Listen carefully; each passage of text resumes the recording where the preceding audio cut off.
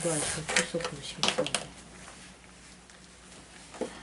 만왕의 왕 만주의 주되신 사시는 하나님 아버지, 오늘 또 합동 보수 신학 또 신학연구원으로 인도하셔서 이제 기독교 상담학에 속한 목회상담학과 목회상담과 가족치료의 강의를 연구합니다. 주의 성령이여 이전에 기름 부음이 넘치게 하소서. 성경 66권의 말씀의 기초가 되고 이제 기독교 교리의 뿌리가 내려진 진정한 이제 목회상담과 가족치료가 이루어질 수 있도록 주의 성령께서 교수하는 자, 교수받는 모두에게 동일한 은총으로 함께하여 주옵소서. 이 시대에 이제 합동보수총회와 신학연구원에 주의 성령이여 기름 부음이 넘치게 하사 시대를 이끌어갈 수 있는 거룩한 의의 종들이 세워질 수 있도록 복의 복을 다하시고 원근 각지에 준비된 영혼들을 속속들이 보내주시옵소서. 총회장님과 학장님 또한 모든 교수진들 학생들과 함께 하시고 총회원들도 기도하며 섬길 때 이제 하나님의 영광의 역사 나타나게 하여 주옵소서. 감사하고 예수 그리스도 이름으로 기도드립니다. 아멘. 오늘 10월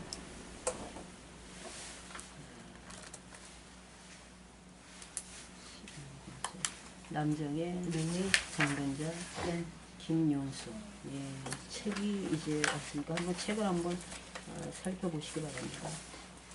우리가 기독교 상담학 먼저 전학기에서 배웠을 때 끝에가 이제 가족 치료 쪽으로 이렇게 갔거든요. 결국은 우리 자신이 기독교 상담학은 내 자신이 치료받고 가족이 치료받는 그런 역사가 일어날 때 또 이웃들이 치료되는 그런 통로가 되는 거잖아요. 그래서 거기에 이어져서 이제 기독교 상담학에 목회 상담과 가족 치료라는 세부적으로 이제 들어간 겁니다. 그래서 앞에 이제 신학적인 모든 그런 기초는 1학기 때 배웠고요. 그리고 이제 여기에는 신학적인 기초 배운 거기에 이제 토대로 해서 목회 상담과 가족 치료를 했어요. 그래서 우리가 목회 상담적 인간 이해와 가족 치료 이것도 굉장히 이제 많으니까 책 없을 때 이제 첫 번째로부터 이제 넘어갔고 우리가 이제 인격 치료가 필요한 인간이거든요. 그래서 여러분들이 보면은 아마 성경에도 말씀이 진실, 공평, 정의의 삶 이런 말씀이 있을 거예요. 에레미야 4장 1절에서 4절 보면 이런 말씀이 있거든요. 진실과 공평, 정의를 이제 우리가 따라서 사는 삶. 그래서 묵은 땅을 갈아엎으라는 그런 말씀이 있어요. 마음의 가죽을 베고 하나님께 이제 속할 수 있도록 하나님께 자랑하고 진실과 공평과 정의를 따라 하나님을 자랑하는 말씀이고 묵은 땅을 갈아엎어서 마음의 가죽을 베고 하나님께 속하라는 말씀이 있거든요. 그래서 진실하면은 우리가 기독교 상담도 진실해야 되는데 진실하면은 뭘 것 같아요? 세상에서 너무 우리가 잘하는 거 진실하면은 우리가 상담을 하면서 이런 것도 매우 중요해요. 진실하면은 뭘 것 같습니까? 우리가 기독교 상담, 목회 상담자로서 진실한다면 과연 무엇이 진실일까? 우리는 하나님 앞에 목전에 섰을 때 우리는 의로운가요? 아니. 그러니까 진실이라는 것은 하나님의 목전, 그 앞에 섰을 때 내가 죄인이라는 것을 고백할 수 있는 그런 마음이거든요. 이것이 진정한 기독교인으로서 진실입니다. 그래서 하나님 앞에 섰을 때 우리는 언제나 하나님이 아니면 우리는 하나님을 대적한 죄인이에요. 이렇게 죄인임을 고백할 수 있는 그런 마음이 진실입니다. 이런 마음을 가지지 않으면은 사실 진정한 기독교 상담적인 그런 이제 마인드로 나갈 수가 없어요. 목회 상담자가 될 수 없다는 그런 얘기죠. 그래서 목회 상담자는 언제나 우리는 다 된 사람이 아니거든요. 하나님 앞에 목전에 설 때마다 우리가 하나님 아니면 아무것도 할 수 없는 죄인임을 고백할 수 있는 이런 게 진정한 진실입니다. 그리고 이제 공평은 뭘 것 같습니까? 공평, 공의 이것은 이 땅에는 대가집을 이제 잘못하면은 우리가 이제 감옥에 들어가서 그거에 대한 그 형량을 받잖아요. 여러 가지 이제 그 형량을 받기까지 양쪽의 검사, 변호사들을 통해서 그 모든 그 이제 증거를 채택하고 또 변호를 하고 이렇게 해서 최종 이제 죄를 지면 형량을 받아서 감옥에 들어갑니다. 그리고 또 이제 그 나라 법, 또 가정에는 가정의 법, 또 직장, 사회, 뭐 이제 가정에서는 굉장히 부모와의 관계가 이제 그거에 대한 대가지불이 있고, 직장에서는 또 직장을 이제 그만두게 되는 그런 것들이 있다든가 다 그 대가지불이 있는데, 공평이라는 것은 뭔 것 같아요? 하나님 앞에서, 하나님 앞에 서면 하나님의 심판이 옳아요? 아니에요? 옳죠. 그래서 공평이라는 것은 하나님 앞에서 하나님의 심판을 옳다고 인정하는 게 진정한 공평이에요. 모든 하나님의 심판은 다 옳습니다. 우리가 이제 신비학을 통틀어서 우리가 어쩜 이렇게 하나님이 이렇게 굉장히 심하실까 그런 생각도 하시고, 그런 많은 믿으면서도 이런 생각하잖아요. 그러나 그렇지 않습니다. 이 하나님의 심판이 옳다고 인정하는 겁니다. 이것이 이제 공평이거든요. 인정, 옳다 인정. 이게 상당히 중요합니다. 그래서 우리의 모든 이 땅의 모든 전 삶의 영역에서 하나님의 다양한 모든 심판은 아주 정확하게 옳다고 인정할 수 있는 게 이 공평. 그런 삶을 살라는 거죠. 그럼 정의는 어떨 것 같습니다. 이에 대해서 어떨 것 같은가? 이에 대해서 진실과 공평의 삶에 대해서 옳은 것? 저는?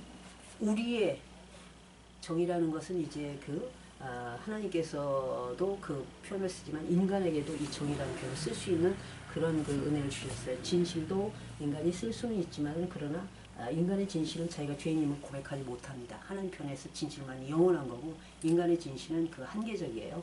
그리고 공평은 하나님 편에서만 쓸 수 있는 겁니다. 하나님의 심판. 그러니까 인간은 심판 그 누구도 할 수가 없어서 하나님 편에서만 그 심판이 옳은 거예요. 인간의 심판은 온전하지가 않다는 거죠. 이제 그래서 정의는 바로 이제 이 모든 진실과 공평 앞에서 우리들이 이제 그렇게 살기를 신앙 고백할 수 있는 거예요. 그래서 신앙 고백입니다. 항상 신앙 고백. 신앙 고백점 3. 우리가 사도신경을 항상 신앙 고백하잖아요. 근데 그 신앙 고백하면서 그 삶을 살지 않는다면 의미가 없잖아요. 그래서 우리가 이렇게 진실과 공평과 정의를 우리가 이렇게 행하면서 살 수 있다는 거. 이런 이제 그리스도인들이 됐을 때 진정한 이제 목회 상담자가 될 수 있습니다. 그리고 우리 자신들이 치료되고, 또 우리 가족이, 나의 그런 형제자매들이, 또 이웃들이 치료할 수 있는 통로가 될 수 있는 거죠. 그래서 오늘 이런 이제 우리가 이 신앙적인 토대가 참 중요합니다. 그래서 이제 상반기에 1학기에 기독교 상담학에서 그런 신학적 기초를 우리가 이제 배운 겁니다. 그래서 우리가 이제 목회를 하고, 목회 상담, 목회 자체가 목회적 돌봄이에요. 목회 상담이 되는 겁니다. 이런 삶을 살기 위해서는 내가 먼저 치료되고 내 가족이 먼저 치료되기 때문에 우리가 이제 지금까지 이 과정을 해왔어요. 그래서 요거를 이제 1장을 이렇게 해서 왔고, 그 다음에 2장에서 가족치료 모델들을 쭉 둘러봤는데 굉장히 많잖아요. 2장 같은 경우 가족치료 모델이 엄청 많아가지고 이제 간단하게 핵심들만 쭉 이렇게 했습니다. 그래서 11페이지부터 쭉 나옵니다. 11페이지부터 저번에 간단하게 핵심만 이제 짚어나갔어요. 왜냐하면 이 많은 가족 치료 모델들을 우리가 다 연구할 수는 없고요. 이 중에서 가장 우리가 이제 목회 상담에서 가장 많이 진행하고 있는 상담 문제가 바로 인지치료, 인지행동 치료, 이런 치료죠. 그래서 우리가 이렇게 이제 이 2장 부분을 했고, 그 다음에 기독교 가족 치료 모델이 이제 다른 그런 치료하고 어떻게 다른가, 그것이 19페이지에 있는 겁니다. 19페이지에 이렇게 보면은 기독교 가족치료 모델. 그래서 기독교 가족치료 모델은 궁극적으로 성경적이며 하나님의 초자연적인 개입의 여지를 마련한다. 그래서 19페이지에 있습니다. 상단에 페이지 수가 나와 있어요. 그리고 상단에 2장 제목들이 나와 있죠. 위에 제일 오른쪽 상단에 페이지 수가 있고, 그 다음에 이제 가족 치료 모델들 나와 있죠. 거기 보면 19페이지에 나와 있는데, 이제 또 성경적 하나님의 초자연적 개입, 그리고 영혼육의 전인적 인간에 대한 총체적 이제 치료를 접근한다, 그런 겁니다. 그리고 8가지 핵심 조건이 상담의 주요 골격을 이루는 그런 그 부분들, 이제 이렇게 그 위에서 이렇게 쭉 이렇게 지나갔죠. 그래서 이런 그 부분들을 이제 어떻게 기독교 이제 가족 치료는 하고 있는가, 이제 정신역동이라든가 체계론, 경험주의, 인지행동, 의사소통, 이런 것들을 성경에 이제 입각해서 이렇게 할 수 있다는 것을 이렇게 저번에 이제 간단히 이렇게 했습니다. 그리고 뒤로 넘어가면 이게 그냥 굉장히 많기 때문에 뒤로 넘어가면은 한 가지만이 아니라 각 단계와 치료 모델의 연계를 이렇게 할 수 있는 과정들이 쭉 나와 있어요. 그래서 이제 지명 환자가 바로 이제 그 상담하러 온 사람이에요. 이제 치료받을 사람, 지명 환자. 그리고 어떤 그런 그 상담하러 온 사람은 그 한 사람만의 문제가 아니라 결국은 이제 그 가족하고 연결된 겁니다. 그것이 과거의 가족과의 그런 그 관계성에서 현재가 이렇게 그대로 진행되고 있고, 그것이 이제 치료받지 못하면 미래까지 그대로 이제 진행되기 때문에 항상 이제 우리 그 한 사람의 그 치료자는 결국은 가족 치료하고 연결이 돼야 된다는 것을 가지고, 이것이 목회 상담이거든요.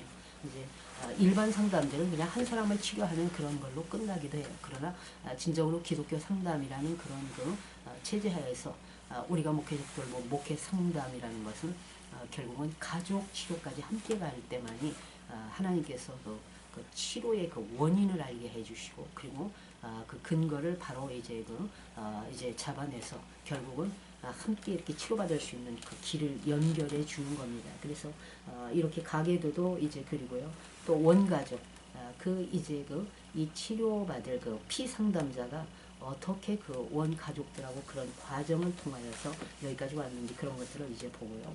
또 현재 지난날에 그 조부모가 살았다가 지금은 이제 그 결혼해서 가족을 가지고 있다든가, 그러면 원가족은 지난날에 이제 과거 어려서부터 본인이 이제 독립적인 그런 그 새로운 가족을 만들기 전에 그거를 원가족이라고 하고, 현재 가족들하고의 그런 그것도 좀 이제 보고요. 그러면서 이제 다세대로 이렇게 계속 전수 내려오는 이제 그런 것들을 이제 봅니다. 그래서 자기 스스로가 분화되지 않으면은 이게 이렇게 치료가 힘들어요. 그냥 같이 흡수돼 가지고 함께 그런 삶으로 그냥 이렇게 독립적이지 못하면은 치료받기가 힘들죠. 그래서 이런 것들을 서로가 소통을 해서, 근데 이제 그 치료가 안 된 사람들은 소통이 안 돼요.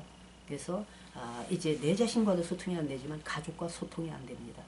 꽉 마음을 닫다 보니까 이제 그 전체적으로 소통이 안 되고, 자기가 필요한 사람만 하고의 그런 그 교제가 이루어지고요. 그리고 또 어떤 경우에는 굉장히 폐쇄적이 되기도 하고, 그러니까 이제 그 비합리적인 신념이 꽉 차 있기 때문에 요걸 이제 그 상담학적으로는 합리적, 비합리적 하지만은 우리들이 볼 때 그 부정적인 생각으로 꽉 차 있잖아요. 그래서 이런 것들을 하나씩 이제 의사소통을 통해서 이제 합리적으로 긍정적으로 바꾸는 작업이죠.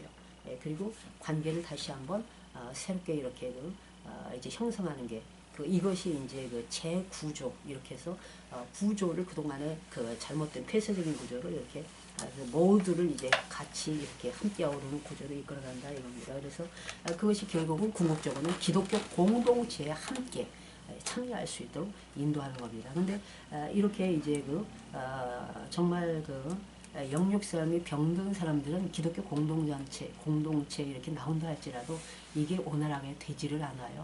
그곳에서도 또다시 이제는 지난날의 그런 부정적인 비합리적인 그런 신념과 사고 체계가 결국은 이제 교회에서도 그런 체계를 또 만들어요. 그래서 거기서 문제가 이제 되는 겁니다. 그래서 이런 부분들을 가족 치료부터 이제 하는 겁니다. 그래서 이런 일반적인 과정들을 이제 봤고요. 그래서 여기 이제 가족 치료의 일반적 과정 한번 이렇게 도표로 나와 있잖아요. 그래서 이제 피상담자, 상담받을 자가 이렇게 오면은 가능하면 이제 가족들하고 연결을 이제 해서 이렇게 합니다. 가장 또 이제 이 상담할 사람들과 이제 이것이 친밀하게 연결되면서도 상처를 주고, 또 어떤 때는 또 의지하게 되고, 이렇게 되는 이제 가족이 또 있어요. 그래서 처음에 전체 그렇게 못 나오더라도 이제 아주 그 친밀하게 연결된 사람을 이끌어낼 수 있는 게 좋죠. 그래서 각 사람에게 적극적으로 경청하고 그 다음에 한번 가계도 작성. 제가 저번에 가계도를 이제 보여드렸잖아요. 그것을 저도 이제 작성한 거예요 예전에. 그래서 여러분들하고 나중에 이제 그걸 작성해 보도록 하겠습니다. 제가 이제 그 표를 드리면 그대로 이제 작성하시면 돼요. 그래서 실질적으로 해보는 게 좋죠. 그리고 이 지망 환자 이제 그 피상담자에게 이제 이런 그 여러 가지 그동안에 가계도뿐이 아니라 가계도를 작성하면서 무엇이 나를 그렇게 힘들게 했는지 상처에 대한 것을 목록을 쓰는 거예요. 그래서 제가 노트 한 권 이렇게 준비하셨다가 이렇게 쓰는 게 좋다고 그랬잖아요. 그래서 이렇게 상처의 그런 그 목록들을 이제 쓰고 그런 다음에 이런 것들을 이제 막 적개심이 일어나잖아요. 이거를 전부 노트에다 이렇게 써놓는 게 좋아요. 그 목록을 써놓고 그것을 하나하나 보면서 이제 용서해가는 그 용서 목록을 이제 쓰는 겁니다. 그것을 이제 그런 방법으로 인도를 하고 그러면서 이제 여러 회 한두 번에 드는 게 아니라 여러 회를 이제 이게 이끌어가야 되죠. 단기 그런 치료가 아니기 때문에. 그리고 이제 정체감이 이제 없어요. 그리고 자존감이 낮잖아요. 이런 것들을 하나씩 이제 처리해 나가면서 부정적인 거, 또 용서 못한 상처받은 거, 적개심 이런 것들을 이제 하나하나 처리해 나가면서 이제 자신의 정체성을 뿌리 깊이 내려주고 그리고 이제 자기를 이제 용납할 수 있는 거예요. 수용해야 돼요. 어떤 경우는 나를 용납하는 경우가 없잖아요. 나는 정말 안 돼. 나는 정말 무엇이든지 할 수가 없어. 이렇게 굉장히 부정적인데 이런 사람들을 보면은 집안에서 칭찬이라는 것은 들어볼 수가 없어. 너는 왜 그래? 너는 정말 썩수가 그래. 너는 안 돼. 이런 말을 듣고 자라다 보면은 결국은 정체감도 없고 그 다음에 이제 자존감도 낮아지기 때문에 자기 자신을 수용하지 못해요. 용서하지 못하는 거예요. 그래서 이런 것들을 할 수 있도록 자기 주장 훈련을 계속 해가는 겁니다. 그래서 상담의 과정이 이렇게 간다는 거죠. 그리고 이제 가족들에 대해서 그것이 어머니면은 자녀들과의 관계, 남편과의 또 아내와의 관계들 그리고 이제 이러다 보면은 이런 이제 상처들이 많다 보면 중독 현상이 일어나요. 근데 이것이 술 중독, 담배 중독, 마약 중독, 그 다음에 이제 쇼핑 중독, 그리고 또 이제 그 외 성 중독, 그 중독이라는 게 엄청 많아요. 또 수직광이 있거든요. 그야말로 그냥 모아놓고 그야말로 이제 가족들이 너무 힘든 자기가 원하는 것들을 계속적으로 이제 정말 이제 모아놓는 이런 갖가지 다양한 중독이 있어요. 그리고 돈을 끊임없이 이제 쓰는 거라든가 보면은 중독하면 우리가 큰 틀에서만 도박, 마약, 성중독하지만 사실은 굉장히 다양해요. 그 중독성이. 그래서 이런 이제 상처가 이론적으로 이렇게 푸는 거예요. 그래서 중독으로 가는 거. 이런 부분들을 하나씩 이제 끄집어내서 처리하는 작업을 합니다. 그래서 이 지명 환자와 함께 가족들이 관계가 유지될 수 있도록 하고요. 그것을 결국은 이제 그 자신들 그리고 관계를 보수하는 작업을 해야 되죠. 그래서 이렇게 상처가 깊은 경우에는 6개월에서 12개월 동안 이렇게 이제 상담을 통해서 정말 이렇게 하나님 앞으로 온전하게 이렇게 이제 정말 뿌리내릴 수 있도록 이렇게 하는 겁니다. 근데 여기에 이제 또 목회 상담 같은 경우는 또 이 치료가 들어온 사람들이 이제 예배 드릴 수 있는 신앙이라면 예배 드리면서 할 수 있죠. 그러나 이제 전혀 이제 신앙인이 아닐 경우에는 이런 과정을 통해서 이제 신학적인 기초의 이런 과정을 통해서 점점 예배 자리로 인도하는 겁니다. 그래서 예배 자리로 인도하고 궁극적으로는 그리스도의 제자의 길로 인도하는 게 목회 상담의 그런 이제 목표죠. 그리고 가족 치료부터 이루어져야 된다는 것을 우리가 이제 이렇게 책이 없었지만 이제 간단하게 이렇게 이제 했습니다. 그리고 목회 상담과 인지행동 치료가 3장이잖아요. 이것은 이제 처음 들어갈 때 이 모든 치료가 이런 과정을 우리가 거치는 사람들을 통해서 역사가 일어나죠. 그래서 이 말씀을 했는데 3장 같은 경우는 여러분들 실습을 했죠. 우리가 이제 기적가게 그리고 난파선 두 가지를 우리가 이제 실습을 하면서 여러분들한테 이제 또 직접 체크해 오라는 게 있었죠. 그거를 체크해 온 거를 오늘은 제가 이제 그걸 설명하면서 인지행동 치료를 잠깐 이렇게 보고 가겠습니다. 목회 상담과 인지행동 치료하고 21장에 나왔죠. 3장에. 이제 요거는 이제 우리가 그 어느 정도 이제 짚고 넘어간 거예요. 그래서 여기 자세하게 그 도표로 이제 목회 상담과 인지행동 치료에 이렇게 같은 그 줄기가 있어요. 합리 정서적 치료와 인지 치료, 목회 이제 또 이제 그 인지 치료, 인지행동 치료 이렇게 이제 됐는데 여러분들이 이제 그 뒤편에 한번 이렇게 보시기 바랍니다. 쭉 이렇게 그 자세히 나왔는데 31페이지 한번 보세요. 31페이지.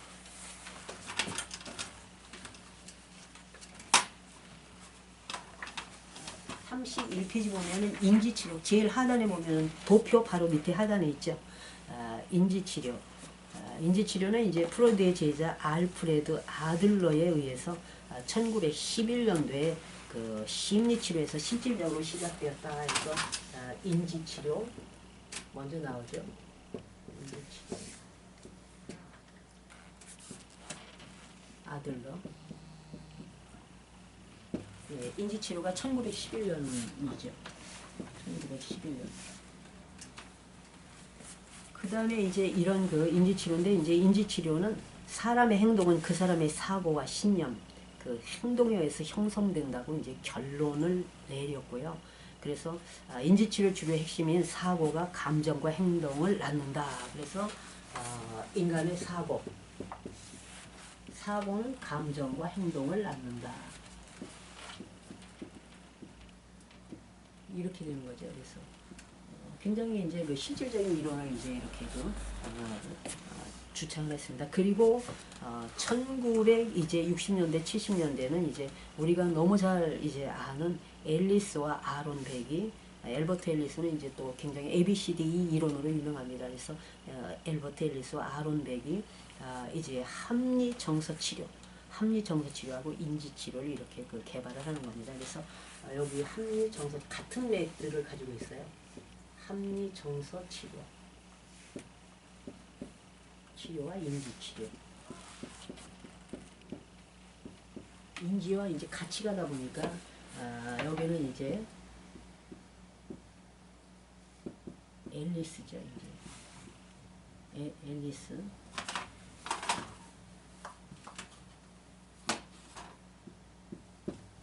백. 아론 백인데 백. 이렇게 이제 그 1960년도에서 70년도.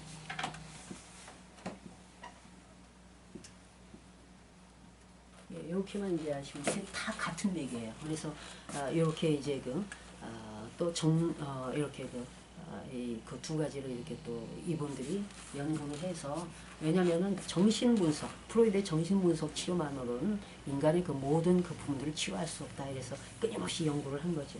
그리고 이 두 연구가가 인지재구성이라는 그런 용어들을 썼습니다. 인지재구성. 이것은 뭐냐면은 우리가 생각하는 게 있잖아요. 굉장히 부정적인 그 생각들이 많아요. 그것이 비합리적인 그런 그 신념이라고 그러거든요.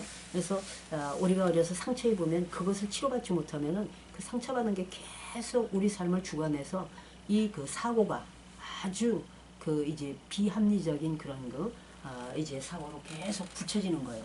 그래서 이 그 비합리적인 부정적인 사고를 생각하는 것을 재구성한다 해서 합리적인 생각으로 새롭게 이렇게 이제 구조를 이렇게 바꾼다 이겁니다. 그래서 인지 재구성에서 생각을 바꾼다. 쉽게 얘기하면 생각을 바꾸면 이런 그 얘기입니다. 그래서 앞에 이제 우리 그 아들러와 또 알버트 앨리스 백과 다 같은 맥으로 갑니다. 그리고 이제 1970년도 후반에는 인지행동 치료가 이제 굉장히 많이 아주 활발하게 이루어집니다. 여기에는 마이엔, 바움, 골드프리드, 켄달, 콜론 뭐 이렇게 인지행동 치료가 이제 많이 이렇게 이제 활발하게 이제 진행되죠. 인지행동 치료 다 비슷비슷해요. 거기서 조금씩 더 이제 강화시킨 거죠.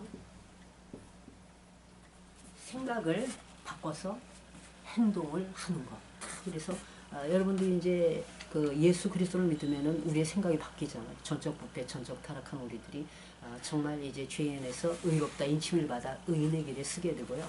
우리의 그 이제 부정적인 자기 중심적인 모든 사고가 하나님 중심으로 우리 그 인지가 재구성되는 거잖아요. 그래서 기독교 상담에서 인지행동 치료를 많이 이렇게 활용하고 있습니다. 그래서 초기 많은 연구가들은 우울증과 불안증을 치료하는데 인지행동 치료를 특히 많이 사용했고 아주 매우 효과적으로 이것이 그 아주 이렇게 널리 전파됐습니다. 그래서 그 이후에는 정서장애, 정신장애에도 광범위하게 적용을 했고요. 그래서 인지행동 치료는 이제 그 32페이지에 있어요.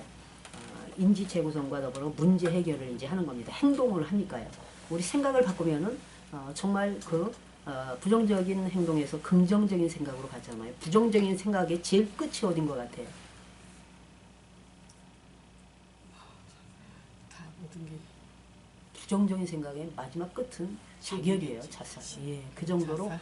모든 걸 다 생을 마감할 정도로 생명을 끊어버리는 게 비합리적인 신념이 구축되고 그 다음에 그 이제 그 인지가 굳어져 갖고 치료받지 못하면 완전히 이제 그야말로 이제 스스로가 모든 걸 포기하고 놓아버리는 거 아니면 그냥 스스로 이제 죽거나 이렇게 이제 되는 겁니다. 그래서 이런 것들을 이제 바꾸는 생각을 바꿔서 결국은 문제를 해결해서 긍정적인 생명을 일으키는 역사 그리고 이것을 이제 자꾸 내 안에서 두 가지의 그런 그 생각이 왔다 갔다 하잖아요. 이거와 대치해서 이길 수 있는 사실 로마서에도 그렇습니다.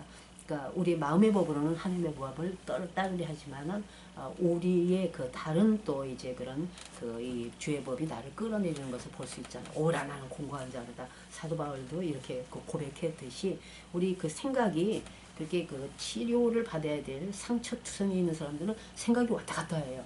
이거를 대체할 수 있는 전략 거기에 부정적인 비합리적인 신념이 끌려가지 않을 수 있도록 대체할 수 있는 전략들을 이렇게 이제 세워갖고 의사소통을 하는 겁니다. 이 기술이 필요한 거예요. 그래서 의사소통은 우리는 어때요? 그리스도인들은 하나님의 말씀을 가지고 전부 주님과 대화하면서 그 말씀을 공급받아서 우리가 이렇게 사람들에 대한 그런 것도 바뀌는 작업을 하잖아요. 마찬가지 이것도 이렇게 해서 이렇게 이제 의사소통 기술을 가지고 결국은 이제 치료받는 길로 나가는 거죠. 그리고 이 비합리적인 신념 완전히 이렇게 부정적인 생각으로 갇혀 있는 사람들은 자기 주장을 하지를 못해요. 자기 주장을 일체 하지 못하기 때문에 항상 눈치 보고 다른 사람이 이제 생각대로 따라가고 결국은 이제 정체성이라든가 이제 자기만의 그런 자아 존중 이런 게 없기 때문에 자존감도 낮고 그래서 자기 주장을 할 수 있는 훈련을 또 하는 겁니다. 그리고 이제 역할놀이를 해서 연극이라든가 이제 저번에 우리 먼저 한번 해봤지만은 이제 우리가 잠깐 이렇게 해봤잖아. 비인의자 기법 그렇게 해서 한번 이렇게 역할놀이도 해보고요. 그래서 그런 이 안에 그냥 긴장으로 가득 찬 이런 삶을 좀 이제 부드럽게 이완시킬 수 있는 그런 과정들도 가지고 가죠. 그래서 또 이런 비합리적인 그런 신념으로 부정적인 그런 사고로 가득 찬 사람들은 칭찬을 받은 기억이 별로 없어요. 그래서 이런 분들한테 용기와 위로를 주고 이제 칭찬을 해주고 이렇게 해서 개입을 하는 겁니다. 이렇게 하다 보면은 결국은 이제 합리적인 그런 사고로 신념으로 바뀌어서 이제 정말 열매를 맺을 수 있는 이런 쪽으로 가게 하는 이것이 인지행동 치료라 기독교 이제 상담에 제일 많이 활용됐던 그런 지금도 이제 많이 활용하고 있어요. 이제 목회 상담에서 그거고 또 제이 아담스의 권면적 상담, 레리 크랩의 인지행동 접근법, 이제 기독교 이제 심리학자들이죠. 이분들이 그 인지행동 치료에 대한 그 기본 마인드를 다 가지고 있던 분들이세요. 그래서 이 세상의 모든 그 일반 상담을 다 거절하고 제이 아담스는 오로지 성경에 기초한 이제 권면적 상담을 이렇게 있었습니다. 우리가 이제 시간이 없다 보니까 이렇게 해서 거기 책에는 전부 나와 있죠. 근데 다 이걸 하지를 못했어요. 그래서 인지치료가 인지행동치료 이렇게 나오기 이전에 우리가 성경적 상담의 가장 유명한 분이 제이 아담스예요. 권면적 상담. 네. 우리가 이제 성경 말씀으로 이렇게 완전히 기초가 돼갖고 모든 사람들을 치료하는데 바로 이제 세상적인 그 모든 그런 이론은 배제하고 성경을 통해서 취하는 그런 이제 방법입니다. 그래서 이런 그 모든 제이아담스나 또 레리 크랩 이제 모든 그런 이들의 그 상담법은 상담 방법은 인지 치료의 그 기법이 들어가 있어요. 그것은 바로 이제 세상적인 그게 아니라 성경 말씀을 통해서 우리들의 생각을 바꾸는 작업이죠. 그래서 그런 긍정적인 마음대로 이끌어가는 그런 쪽으로 했기 때문에 이제 죄책감, 회개 뭐 이제 이런 것도 강조됐고요.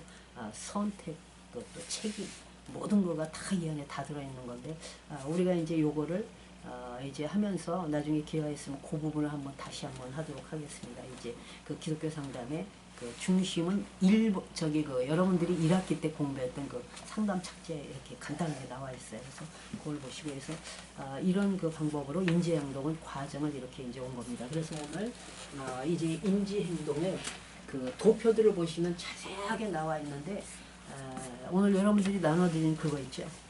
그거에 제가 다시 한번 나눠드리겠습니다. 그건 직접 이제 실습을 하는 거라 아까 합리 정서 치료와 인지 치료를 창시한 우리 엘버트 앨리스의 그런 이제 이론을 가지고 우리가 실습을 한 거예요. 그래서 여러분들이 저번에 이제 가지고 가셔서 이렇게 체크를 하셨잖아요. 체크를 하셨으면 자 이렇게 이거 한 장씩 뒤로 이렇게 당기고 요거 그 다음에 요거는 이제 제가 설명을 할게요.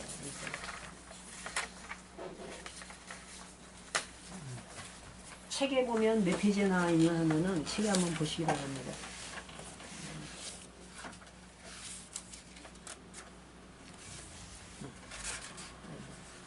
책 22페이지에 나와 있어요. 책 22페이지에 엘버트 앨리스의 비합리적 신념이라는 그런 그것이 도표로 쭉 이렇게 나와 있어요. 그래서 비합리적 신념 11가지가 나와 있고 예에 대해서 비합리적 신념 인정욕구 그러면 인정욕구에 대해서 예로 나를 아는 모든 중요한 사람들로부터 사랑과 인정 이해를 받아야 하면 가치 있는 사람이다. 여기에 너무 매이면 이제 완전히 여기에 이제 매몰되면은 이것 또한 이제 정말 이 균형 있는 삶을 건강한 삶을 살지 못하잖아요. 그리고 의존성, 지나친 타인 염려, 비난 경향, 높은 자기 기대감 이것이 다 그 비합리적인 부정적인 우리들이 그 신념이라는 거죠. 그래서 이것이 많이 우리 안에 이제 이렇게 우리를 이렇게 주장할 때는 참 힘든 그 부분들이 많아요. 그래서 좌절 반응, 완벽성, 정서적 무책임, 문제 회피, 무력감, 과잉 불안 이렇게 11가지가 있는데 여러분들한테 이제 나눠드린 그것이 이걸 체크하는 거였었어요. 그래서 나눠드린 것을 이제 체크하는 건데 한번 이렇게 요거는 이제 11가지가 쭉 나와 있거든요. 자, 요거 보시고 앞뒤로 되어 있습니다. 뒤에도 있고 앞뒤로 11가지 나와 있죠. 그걸 한번 자세하게 보시면서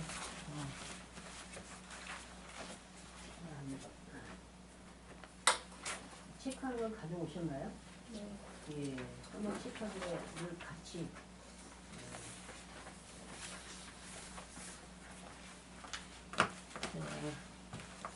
저번에 세로로 체크한 거 한번 이렇게 쭉 라인으로 체크한 거를 보세요. 지금 가져오신 거 한번 제가 알려드릴게요. 저번에 체크하라고 하셨는데 예, 이렇게 보면은 여기에 이렇게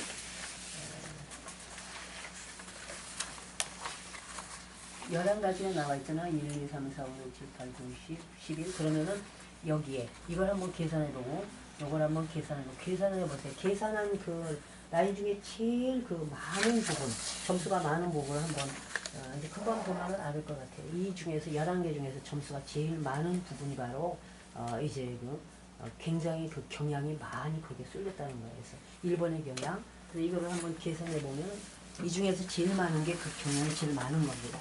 물론 이걸 다 이렇게 믿을 수는 없지만 그래도 여기 제일 점수가 예 많은 게 그 경향이 많이 휩쓸려 있는 거예요. 11가지. 점수라기보다 이 숫자가 높은 걸 말하는 거예요? 숫자가 높은 거 5로. 그래서 여기 이제 보면은 여기다가 밑에다 적으라고요? 예. 거기 이제 하면은 우리 책에는 이제 그 요렇게 나와 있지만 거기에는 그 우리가 이렇게 그 프로그램 진행하기를 진행하기 거죠? 편하게 편하게 나와 있어요. 그냥 1부터 10일까지. 뭐 23번에 쫙 도는 저기 합계를 하면 돼요. 학계를 다 해야 예, 보시라고요? 합계. 합계를 하면은 이제 그 경향이 이제 그 나오는 겁니다. 이제. 요게 우리가 이제 이렇게 할 적에는 항상 그 상담을 하면서 실습도 이제 들어가서 간단한 실습이에요. 그래서 앨리스의 합리정서 치료와 이제 인지 치료에 대한 그런 그 프로그램 진행이거든요. 그래서 이 중에 11그 세로줄이잖아요. 세로줄로 이렇게 나왔는데 그 11개 그 칸에 제일 많이 나온 그런 그 부분, 점수가 제일 많이 나온 부분이 어딜까 한번 보시면 돼요. 눈으로 탁탁 해서 금방 이제 그게 될 거예요. 이제 매치라는 게. 그러면서 같이 이제 보도록 하겠습니다.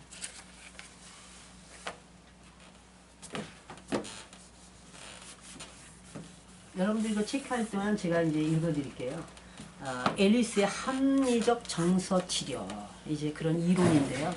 이게 이제 그 프로그램 진행 그런 그 방법입니다. 그래서 비합리적 신념, 바로 우리의 그 삶 가운데 부정적인 그런 그 생각들이 사고가 많이 자리 잡고 있는 게 있어요.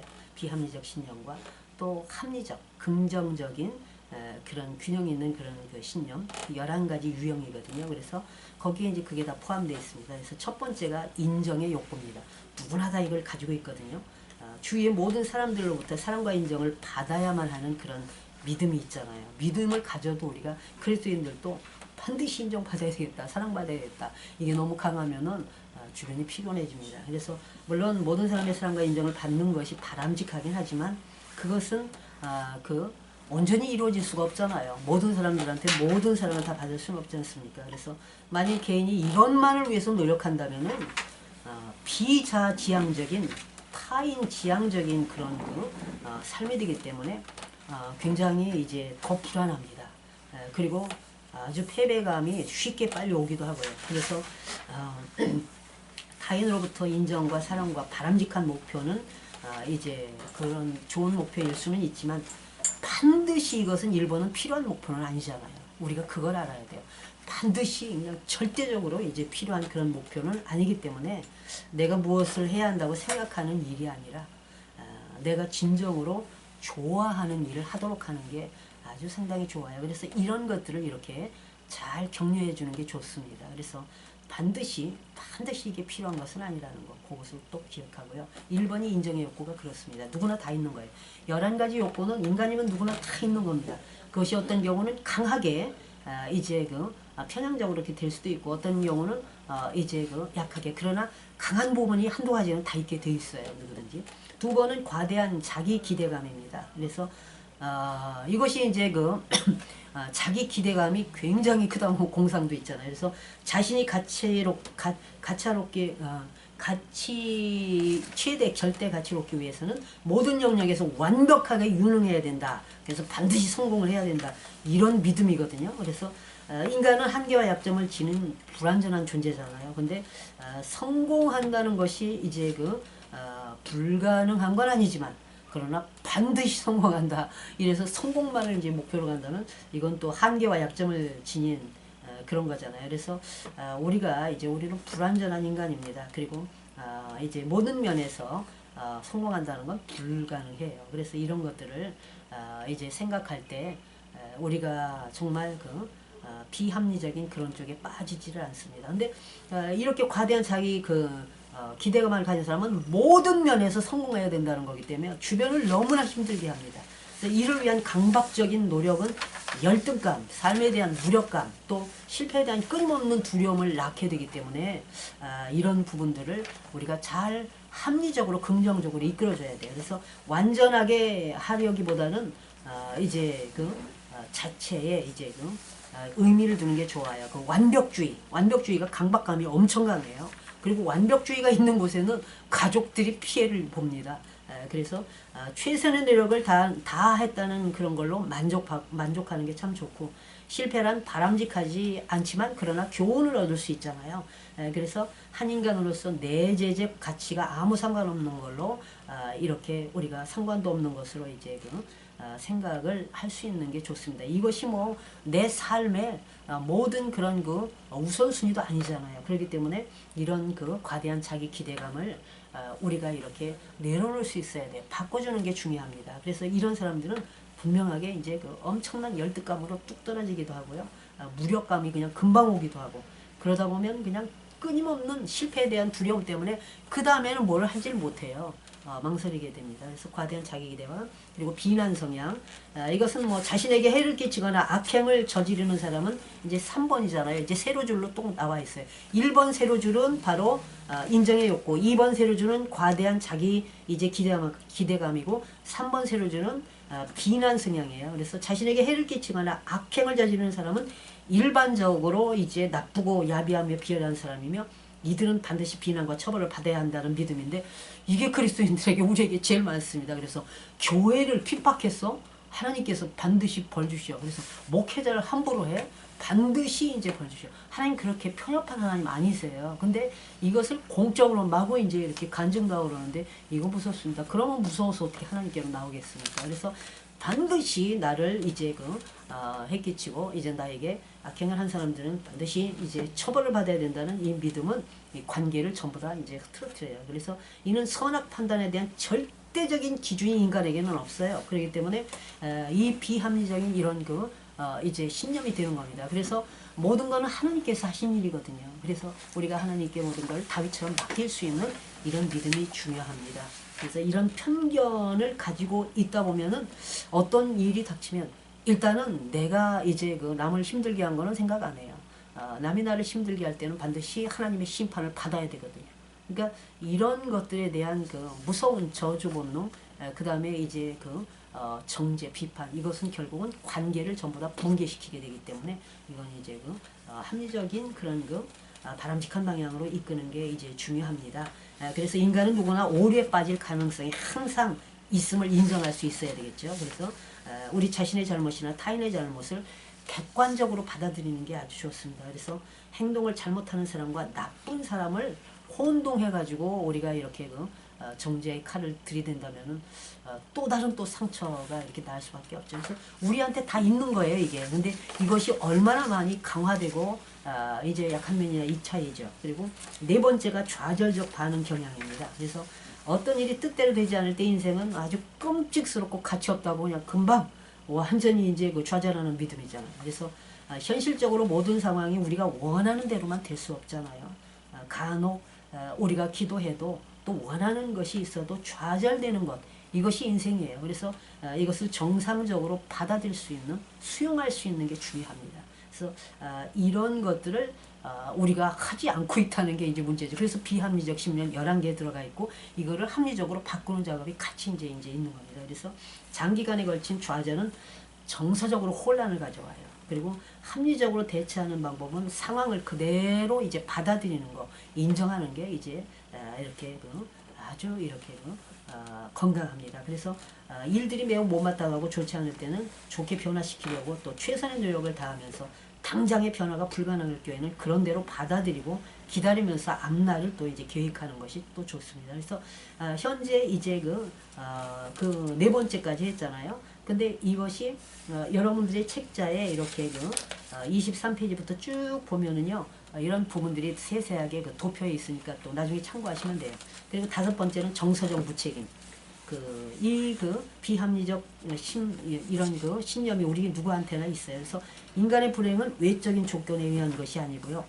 그로 말미암은 슬픔이나 불안정에 대해서는 아무도 어쩔 수 없다는 믿음이거든요. 그래서 이제 이런 믿음을 가지면 대부분의 장애는 외적 조건보다 이제 심리적인 뭔가 참 많아요. 외적인 것보다 이 마음의 병이 더 크다는 겁니다.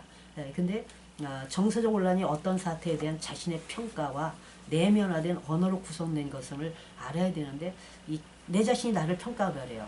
그러다 보면 내가 다른 사람을 다 평가하고 내 자신의 평가한 대로 언어가 나와요. 말은 못 속인다고 그러잖아요. 우리 언어들이 허구한 날 부정적으로 아이고 지겨워. 정말 이제 힘드네. 아유 이제 하는 되는 일이 없어. 왜 저럴까? 이걸 해봐야 무슨 소용이 있어. 이렇게 언어로 이 모든 것이 나오게 돼 있어요. 그래서 이런 것들을 우리가 이제 통제할 수 있어야 돼요. 노력에 의해서 이런 장애를 통제하거나 바꿀 수도 있거든요. 그게 장애예요. 그래서 우리의 그 모든 그 생각대로 우리가 이제 언어들이 계속 정서가 혼란한 상태에서 나오잖아요. 아유 미치겠네.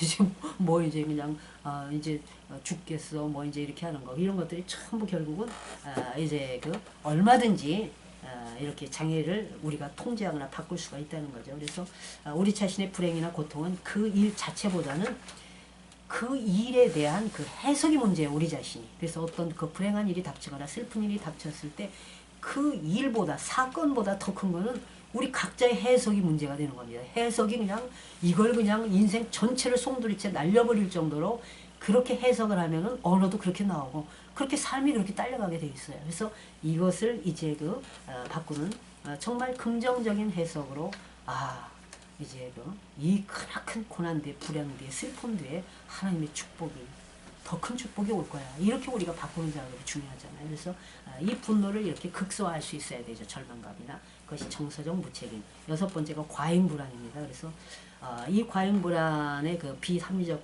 이제 그 모든 신념들이 다 가지고 다 있습니다. 그리고 이런 그 과잉불안들은 누구한테나 다 있는 거잖아요. 그래서 어떤 일이 위험하고 두렵고 느껴질 때 이제 그것에 대한 신경을 쓰면 스트레스가 막 생기잖아요. 그리고 항상 어떤 일이 일어날지 모른다는 가능성을 항상 마음에 품고 이제 이런 산다면 이런 믿음은 언젠가 그게 생겨요. 욥도 한번 보세요. 항상 죄질까, 항상 뭐 할까 이렇게 되니까 그대로 됐잖아요. 그래서 우리가 이렇게 뭔가 가능성을 계속 이제 염두에 두면서 살아가는 사람은 굉장히 불안합니다. 그래서 이런 반복적인 그런 삶은 결국은 이제 개인과 주변 사람들을 아주 힘들게 하기 때문에 이런 부분들을 우리가 이제 다시 한번 이제 이렇게 다르게 할 수 있도록 이렇게 바꾸는 작업을 해야 됩니다. 그래서 항상 두려움에 떨지 말고 어떤 일이 우영하고 두렵게 느껴질 때 오히려 이제 하나님께서 이 일을 통해서 뭔가 계획이 있으시구나 이렇게 해야 되는데 이렇게 하다 보면 언어도 어떻게 나오는 줄 알아요? 이제 항상 우리가 말이라도 이렇게 하는 게 있잖아요. 아유 사고 날 것 같으니까 조심하라고 이제 이렇게 조심하세요. 언제든지 운전 조심하세요 하는데 이렇게 되면 큰 사고가 나 이렇게 확정짓는 사람이 있어요. 이렇게 가면 큰 사고가 나 옆에 이제 졸기만 하면은 지금 사고 난다고 이러면 안 되지 하면은 굉장히 그거를 그냥 확정을 지어버리는데 그러지 말고 졸면은 운전하는데 방해가 되니까 좀 같이 대화하면서 갑시다 이렇게 한다든가 아니면 브레이크를 확 밟았는데 사고 나겠네. 완전히 이제 큰일 난다. 이러다가 사람 다치고 이제 죽고 이렇게 되잖아. 우리 언어들이 우리 자신도 모르게 비합리적인 언어로 이제 엄청 많은데 과잉불안이 우리를 그렇게 만드는 겁니다. 그래서 항상 이제 불안함이 이제 있잖아요. 그래서 이런 것도 바꾸는 작업을 해야 되겠고요. 그래서 이게 이제 여섯 번째고 문제 회피. 어떤 삶의 어려움이나 이제 자기가 이렇게 책임져야 될 일을 이제 직면해야 되는데 그냥 다 회피하는 게 있잖아요. 그래서 이런 이 회피하는 믿음 이것은 회피하면 일이 될 거야 해서 전화 안 받고 아니면 이제 그냥 일단은 그 사람하고 마주치지 않고 아니면 우리 특별히 이제 경제적으로 문제가 있으면 전화 몽땅 차단하잖아요. 그러지 말고 전화 받으면서 이제 하는 방법. 그 외에도 물질뿐이 아니라 이제 부부관계, 자녀와의 관계, 그 다음에 형제자매, 또 친족과 동료와의 관계 일단은 문제만 생기면은 일단은 다 차단하고 회피하는 거예요. 이거는 굉장히 고통스러운 일이에요. 서로가 고통스러운 일이기 때문에 이런 것들은 쉽고 편한 길이 더 어려운 길이 되는 경우가 많아요. 이렇게 계속 회피하다 보면 오해가 곡해가 계속 생기게 되고 나중에는 이제 도무지 회복 불가능한 경우까지 갈 수도 있습니다. 그래서 이런 부분들 정면으로 부딪히는 당장에는 힘들고 이제 싶더라도 충실하게 신속하게 수행하는 것이 더 좋은 방법으로 이끄는 겁니다. 그리고 의존성은 이제 가족 간에도 있지만 친구 간에도 있고요.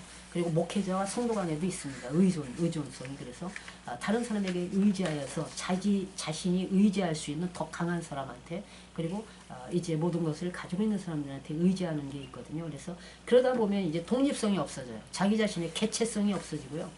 자아 등이 결국은 이제 그 아예 상실되는 그런 삶을 살게 돼요. 끌려다니는. 그래서 이런 경우는 합리적으로 이렇게 독립심과 책임을 추구하는 쪽으로 인도를 해야 돼요. 그래서 인간은 어느 정도 타인과의 의존 관계에서 살아갈 수밖에 없지만 지나친 의존성은 결국은 이제 그 엄청난 이제 그 완전히 폐쇄적인 그 공간을 만들어 놓고 서로가 서로 이제 그 정말 발전성 없이 이제 가게 됩니다. 그리고 이제 무력감이 있고요. 그 다음에 지나친 타인 염려, 완전 무결주의가 있어요. 무력감 같은 경우는 그야말로 어떤 일만 있으면 완전하게 이제 아무것도 하지 못하는 그런 그 부분들입니다. 그래서 어떤 일을 진지하게 생각하고 거기에 가치 있는 교훈을 이제 이제 배우도록 최선을 다해야 되는데 그냥 이제 어떤 한 일에 그냥 그대로 푹 빠져가지고 매몰되는 이런 것들. 이건 이제 바꾸는 작업이에요. 누구한테나 다 있어요. 이제 지나친 타인 염려는 이타적인 삶을 모든 타인에 대해서 그냥 모든 걸 다 이제 염려하고 간섭하는 건데 이것은 그 타인에 대해서 막 그 문제에 대해서 흥분하고 화를 내고 막 이렇게 한다고 해서 그 사람을 변화시킬 수는 없잖아요. 그래서 오히려 이제 그렇게 그런 사람들은 불안정하고 의지할 수가 없는 상황으로 가잖아요. 그래서 이런 부분들을 이제 함께 이렇게 잘 조절해서 할 수 있도록 하는 겁니다. 마지막으로 완결 무결주의, 이것도 참 힘들어요. 언제나 이제 모든 문제는 완전한 해결책이 있으면 그것을 찾지 못하면 큰일 난다는 믿음이에요. 결코 반드시 이제 그냥 완전한 완전 무결주의. 그래서 그러나 이제 이 모든 이 세상에는 완전한 해결책이 없잖아요. 오로지 주 예수 그리스도로 말미암아 가장 합당한 합리적인 그런 해결을 이제 하나님께서 주시는 거기 때문에 인간 자체에서는 완전한 해결책이 없습니다. 이 완결 무결주의로 가다 보면은 강박관념이 엄청납니다. 그래서 오히려 이게 안 되면 불안하고요. 이제 주변에 이제 다른 방법으로 막 그냥 문제가 많이 발생되죠. 그래서 이런 것들을 이제 최소록은 가장 적절한 해결책을 할 수 있도록 이제 이것들을 바꾸는 작업이에요. 그래서 그 검정 글씨로 한 줄씩 한 거 있잖아요. 그게 이제 합리적으로 바꾸는 작업이에요. 그래서 때로는 문제를 완전하고 확실한 해결책보다는 타협적이고 합리적인 선에서 받아들이고 서로 조절하는 게 이제 중요하잖아요. 그래서 이런 쪽으로 이제 이제 합리적인 신념으로 바꾼다 이런 과정이기 때문에 여러분들한테 이제 이걸 전부 나눠드렸잖아요. 그래서 일단은 한번 이렇게 체크를 하셔가지고 이걸 보시면서 어느 면이 가장 이제 이제 더 이렇게 기울어졌나 그걸 한번 체크해 보시기 바랍니다. 그래서 체크를 해보시고 그 다음에 다음에 오실 때 여기에다가 제가 나눠드린 게 있죠. 여기 그 뒤편에 이제 예가 있어요. 근데 이제 지난날에 보니까 이제 내가 어떤 큰 상처에 인해서 부정적인 그 신념이 비합리적인 신념이 있다면은 그거에 대한 것을 여기다 이렇게 적는 겁니다. 그러니까 옆에 예가 하나 있잖아요. 예를 보시고 여러분들이 이제 하는 거예요.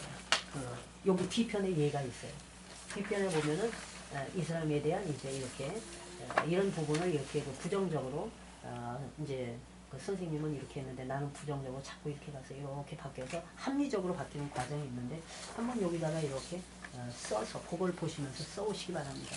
써오시고 한번 이제 강의 들어가기 전에 발표를 하도록 하겠습니다. 이게 50분까지 하는 건가요?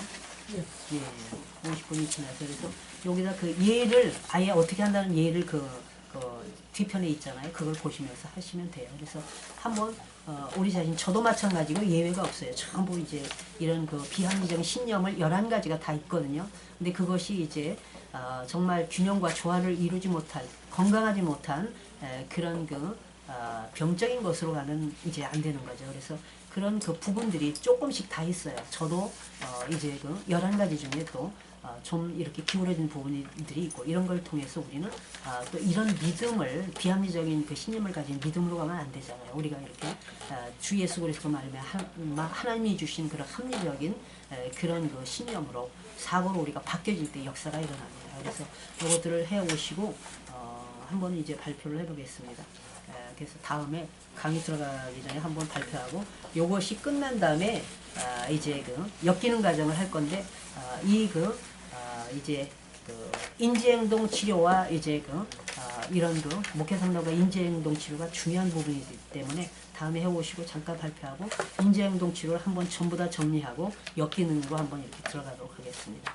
교재를 한번 읽어보시고 교재가 생각보다 좀 이렇게 쉽지는 않아요. 이게 이제 그냥 그 모델로 들어가다 보니까 어려웠다. 예, 이게 모델로 들어가서 그래서 제가 교재 이 전체적으로 이거에 그 매이지 않고 여러분들 실습하게 하고 다음에 이거를 그냥 아주 그 인지 행동 치료를 함축해서 쫙 그냥 쉽게 이제 풀어서 이제 하도록 하겠습니다. 여러분들이 해오시면은 만약에 못하실 경우에는 그냥 이제 두고 이렇게 오시면 돼요. 너무 수고 많이 하셨습니다. 네, 수고하셨습니다. 네, 수고하셨습니다. 하나님께 모든 영광 다 각자 기도하시기 바랍니다. 오늘은 이제 시간이 되었습니다.